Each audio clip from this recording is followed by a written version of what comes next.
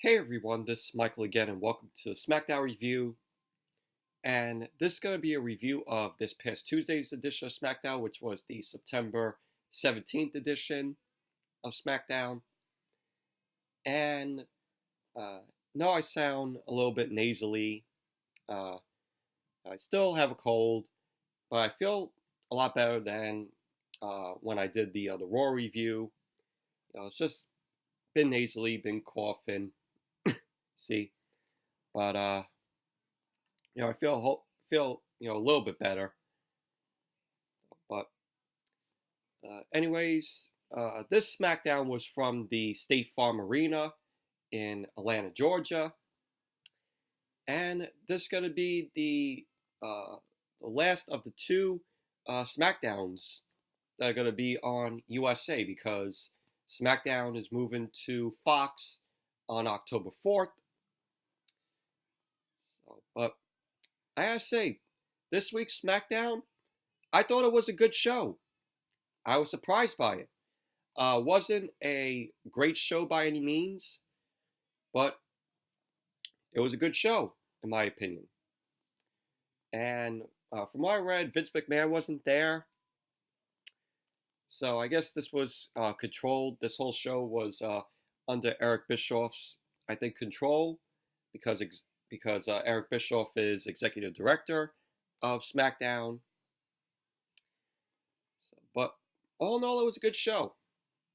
The show was very promo heavy, but like I said, I was surprised by SmackDown this week. So let's get on with the review. So SmackDown opened up on Tuesday with a match, and I liked how the way it opened with a match and not a 15, 20-minute segment or promo. So it opened up with the New Day versus the Revival and Randy Orton in a 6-man tag team match. And I gotta say, it was a very decent match between them. It was very enjoyable. The New Day ended up getting the win. Kofi ended up pinning the Trouble in Paradise to Scott Dawson of the Revival. And so the New Day ended up winning it. And then you had post-match. Post-match, Brock Lesnar and Paul Heyman came out. Which, I wasn't surprised by that because it was possibly going to be either Brock Lesnar goes after Seth Rollins or Kofi Kingston. Remember when WWE was doing that a few months ago? So it looks like Brock Lesnar is going to be the one to take the title off of Kofi. So Brock Lesnar and Paul Heyman came out, and Kofi ends up sending Big E and Xavier Woods to the back because he wanted to stand up to Brock Lesnar, alone. So we had Paul Heyman and Brock Lesnar. They get on the ring apron. They enter the ring. Paul Heyman ends up doing his introduction. And Paul Heyman ends up saying that Brock Lesnar is challenging Kofi Kingston for the WWE Championship on October 4th on the first SmackDown on Fox. And Kofi ends up saying that when he won the WWE Championship, he promised he'd be a fighter champion. And so he ended up accepting the challenge. So there you go. It's going to be Brock Lesnar versus Kofi Kingston for the WWE Championship on SmackDown on October 4th. So this reminds me of a little bit of Beast to the East, or Beast from the East, that pay-per-view where Brock Lesnar took on the New Day. It's going to remind me of that because he faced Kofi Kingston there. So Brock Lesnar, reaches out for Kofi to shake his hand, get a handshake. So Kofi ends up excuse me, Kofi ends up reaching out for his hand, and Brock Lesnar ends up hitting the F5 to Kofi Kingston, and Brock Lesnar ends up picking the WWE title up, tosses it to Kofi. So he sent the message to Kofi. So we all know Brock Lesnar is going to be possibly winning the WWE title from Kofi. And that's going to happen on October 4th when SmackDown moves to Fox. So, but we all possibly, knew that. I wasn't surprised. So we had also, after that, we had Bayley and Sasha Banks. They were being interviewed. Sasha says she's the star of this division, and she'll take on any challenge, even Hell in a Cell. So Bayley says Sasha will be answering any and all questions about her match, which she had against Charlotte. So it was a little interview with Bayley and Sasha. Then we had this sit-down interview with Eric Rowan, and Michael Cole was interviewing him.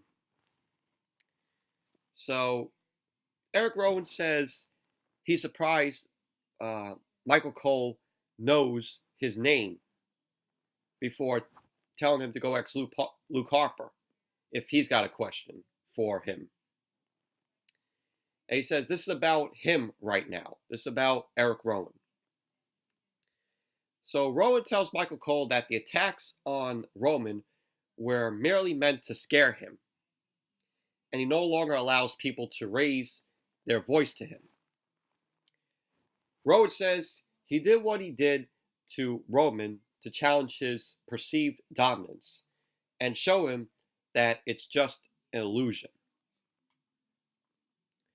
Rowan says he's been disrespected too long, and people like Michael Cole and Roman Reigns and Daniel Bryan, they all think he's just a goon meant to do somebody else's bidding. He says he's not a puppet. He ends up saying that he's not a follower. He's a leader.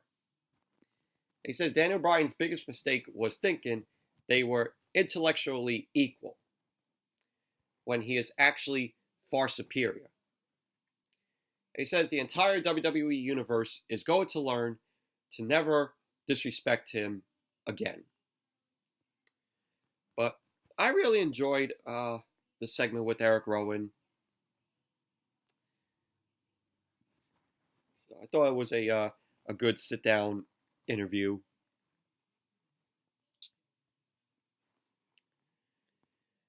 So then we had what was going to be Mustafa Ali versus Shinsuke Nakamura. So Mustafa Ali made his entrance. Then he had Sami Zayn come out. Sami Zayn ended up cutting a promo. He was asking for the people to respect him more and, to respect him for himself and for his client, Shinsuke Nakamura. So Sami Zayn ends up putting over Mustafa Ali. And he says that he isn't and will never be champion. Will never be a champion. That's what he was saying to Mustafa Ali. And we get, Ali, tried to get the upper hand on Nakamura, but Sami Zayn ended up interfering. He ended up holding on to Mustafa Ali's knee or his leg, and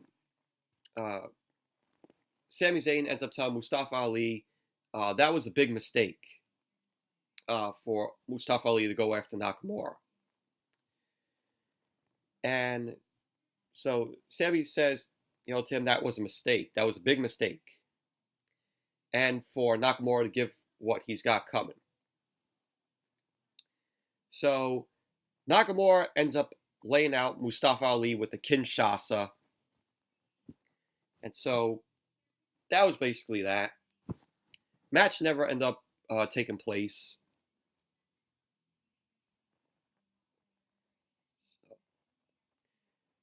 Then we had Kevin Owens.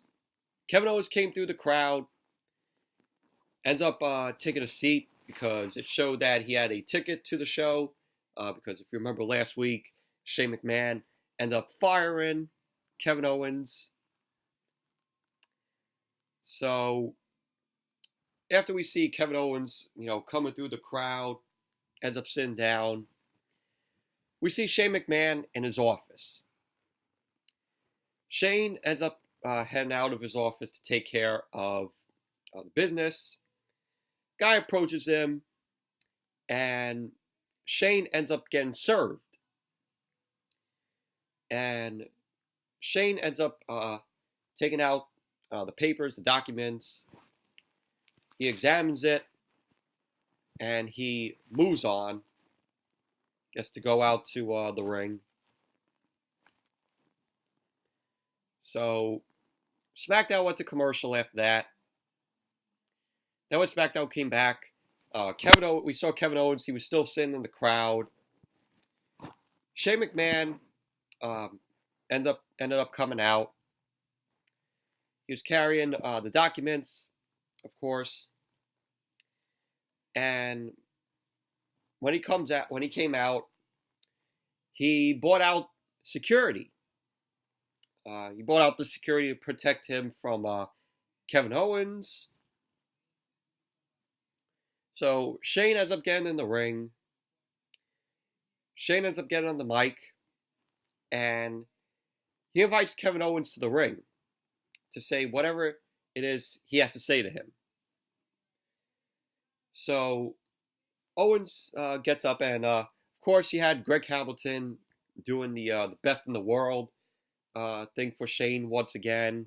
Annoying, the annoying intro for Shane. And then you see Kevin Owens when Greg Hamilton was saying best in the world. You saw Kevin Owens kind of pretending to sleep because he was like, it was pretty funny. So Kevin Owens ends up getting in the ring. Excuse me, sorry. I have a cold, so Kevin Owens ended up getting in the ring. Shane ended up telling the security to leave before saying that he's got, the largest wrongful termination lawsuit in history in his hands. He says, where if Kevin Owens wins, he would be awarded $25 million. So Shane ends up saying the case is weak. And Kevin Owens says his case is damn strong. He says because after he got fined for putting hands on a referee, Shane ended up attacking him while he was a referee. And it was exactly what Shane fined Kevin Owens for. And Kevin Owens says, oh, did Shane get fined? No. He says he fired Kevin Owens on grounds of insubordination. And he says that's where the case rests. He says Kevin Owens says he wasn't being insubordinate because that fine was hanging over his head. And he says last week he swallowed his pride and did exactly what Shane wanted. He said he tried to help him beat Chad Gable, and he still lost because he tapped out. And so the crowd was chanting, oh, you tapped out, you tapped out. And so Kevin Owens says he tried all angles, but now all he wants to do is hurt Shane. He says the best way to do that is to hit him where it hurts the most, his wallet and his pride. So Kevin Owens ended up saying, this is about a lot more than money. He says he has a case, and Shane knows it, but he didn't read very thoroughly. he says it's not just about taking millions from him. And he says there's another clause in there. Kevin Owens says when he wins, he gets to come back here he gets to come back in the ring, stare Shane in the eyes, and tell him that he's fired. So that's how the segment ended. But really enjoyed this whole segment between Kevin Owens and Shane. And it looks like we're gonna get a match at Hell in a Cell. Kevin Owens versus Shane McMahon once again. And it did take place in Hell in a Cell. It's not the only time that Shane and Kevin Owens went head to head at Hell in a Cell. Remember Hell in a Cell 2017, which was the main event? Shane and Kevin Owens fought in the Hell in a Cell.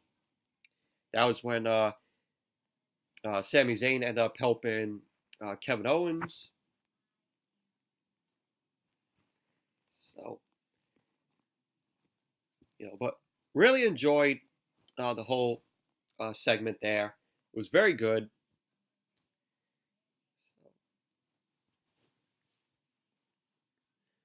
And then we had Charlotte versus Sasha Banks, which the match itself was decent. And, Bayley was out there, with Sasha. Bayley was on the outside. But the match ended in a disqualification. Of course, she had Charlotte do her moonsault. She did her moonsault onto Sasha and Bayley, taking them both out.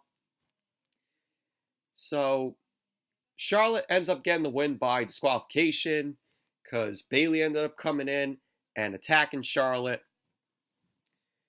Then you have the post-match where Sasha and Bayley end up booting Charlotte. And Carmella ended up coming out. Carmella ended up making the save to save Charlotte. And I'm like, why is Carmella here? Is she involved in the storyline with R-Truth and the 24/7, the Jabba Ninja Turtle 24/7 title? I'm like, why is Carmella here? So Carmella comes out. She delivers a super kick to Sasha. She shoves Bayley aside. And, it was pretty shocking because, Carmella and Bayley are best friends. And Charlotte ends up recovering. But all in all, the match itself, it was decent between Charlotte and Sasha. Even though I knew at the end Bayley was going to interfere somehow.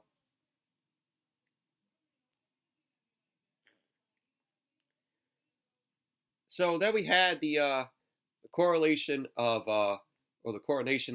King Corbin, of King Borin, Baron Corbin. So Baron Corbin made his entrance. He gets in the ring. Crew members in the ring, and crew member ends up putting the robe on Corbin, and presents Corbin the crown. And Corbin ends up cutting a promo about how he deserves respect and adoration, and that he's generous enough to invite Chad Gable down. And Chad Gable comes out, and Corbin ends up making, of course, these short jokes to Gable. Of course, we haven't heard the last of the short jokes that they've been delivering to Chad Gable. Corbin ends up mocking Gable because of that with the short jokes. And he says that he's a perfect example to these people, showing them that no matter how big you dream and how hard you work, in the end, you just come up short. So Corbin was just, making more short jokes to Gable. And Chad Gable had enough of it. He ends up driving Corbin through the throne. He was punching Corbin. He was tearing the rope off of Corbin, and Gable took the scepter, and he was just nailing Corbin in the gut and in the back of it. Gable ends up tearing the robe apart, and he smashes the throne, and he then grabs the crown, sets it on the mat, and Corbin was out of the ring right then and there. Corbin retreated out of the ring. So Gable grabbed the crown. It looked like a cheap crown, something that you would find at like a dollar store. Had like these cheap pearls in there.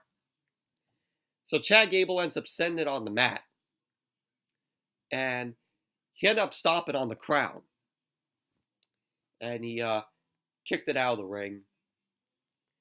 But that's how his segment ended. But it was a good segment with Chad Gable coming in there. Chad Gable did his homework and watched the. You tell that Chad Gable went back and watched the end of the 1993 King of the Ring, where Bret Hart ended up beating Bam Bam Bigelow, and Bret Hart became the King of the Ring, and then you had Jerry Lawler come out. He was talking trash about Bret Hart, saying that he was he's the only king in the WWE or the WWF at that time. Bret Hart ended up calling Jerry Lawler the Burger King. That's when Jerry Lawler ended up hitting and taking down Bret Hart. Ripped up the robe, destroyed the scepter, hit Bret Hart with the scepter. You can tell Chad Gable watched that video of Jerry Lawler attacking Bret Hart. Same thing that he did with Baron Corbin there. But all in all, it was a good segment, and really liked it. Even though I thought Chad Gable should have been the King of the Ring. But WWE, their love for Baron Corbin, which I don't understand why. The guy is boring as it is in the ring. So then after that, we had Heavy Machinery versus the B Team. Heavy Machinery ended up winning. What more can I say? It's the B Team. It's Axel and Bo Dallas. What can I say? So Heavy Machinery got the win. Compactor on Bo Dallas. And that was that.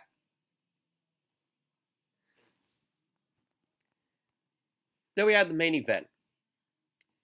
Daniel Bryan ended up coming out, and he got on the mic. He ended up saying a lot of the people chanting his name are the same people who accused him of being behind the attacks on Roman Reigns. And he understands why. Daniel Bryan said, now more than ever, he wants to be clear with us, good or bad, and that he's never lied to us. He says he stands before us, exornator of all the heinous attacks on Roman. He says that's not what he's out here to talk about. He says he's out here to talk about Eric Rowan. He says Rowan says he's been disrespected. And he says nobody saw him. He says, but you know who saw him? It was him. It was Daniel Bryan. He says he saw how special Eric was, and they won the tag team titles together. During which time, Daniel Bryan ended up treating him, as his friend. Because he says he is. So Eric Rowan came out. Eric Rowan got on the mic, and he accused Daniel Bryan of not letting him talk. Now he's trying to make him into his puppet. Daniel Bryan says if he feels so disrespected, he should do something about it. Because there's nothing Rowan can do physically that's worse than lying to him. So Rowan ended up backing off, and Luke Harper ends up attacking Daniel Bryan from behind. So Roman ends up coming out. Eric Rowan and Luke Harper were beating down on Daniel Bryan in the ring. Eric Rowan ended up delivering the Iron Claw to Daniel Bryan in the ring as Roman made his way down to the ring. So Roman came out. He ended up delivering a Superman punch to Eric Rowan. And he delivers a right to Luke Harper. And we had Luke Harper and Eric Rowan. They end up delivering a powerbomb to Roman into the ring post. They end up pulling the mats up, exposing the concrete. The security ends up coming out. Luke Harper, Eric Rowan, they end up fighting the security off. They end up slamming one security on the concrete, and they end up slamming another one there. So 2 security guys got slammed on the concrete. We had Eric Rowan picks up the barricade that holds like the timekeeper area, and Luke Harper ends up getting it, and Luke Harper ends up throwing Roman into it. So they then cleared the announce table, and I think it was Todd Phillips that ended up tossing. So Todd Phillips ended up flying. So they clear the announce table. They get Daniel Bryan, and they take Daniel Bryan to the announce table. And then they delivered a double powerbomb to Daniel Bryan through the announce table. And so, in the end, Luke Harper and Eric Rowan end up standing tall. And that's how SmackDown ended. So, but I really enjoyed all this. This was a good brawl between Eric Rowan and Luke Harper, Daniel Bryan, and Roman Reigns. So pretty much looks like maybe at Hell in a Cell, we're going to be getting Luke Harper and Eric Rowan versus Daniel Bryan and Roman Reigns. I could picture that happening. That'll eventually come, But I can sense that happening at Hell in a Cell. But another thing that I liked how SmackDown is building towards Hell in a Cell. I think they're doing a pretty decent job of it so far. But all in all, really enjoyed the main event, the last segment between these guys. But yeah, so anyways, that's it for my review of this past Tuesday's SmackDown. Thank you all for watching. Hope you all enjoyed this review. Sorry, and once again, sorry if I sound like this, 'cause still have a cold. I still sound congested, coughing as you saw. But anyways, thank you all for watching. And be sure to give this video a thumbs up, comment, subscribe. And until next video, I'll see you all later.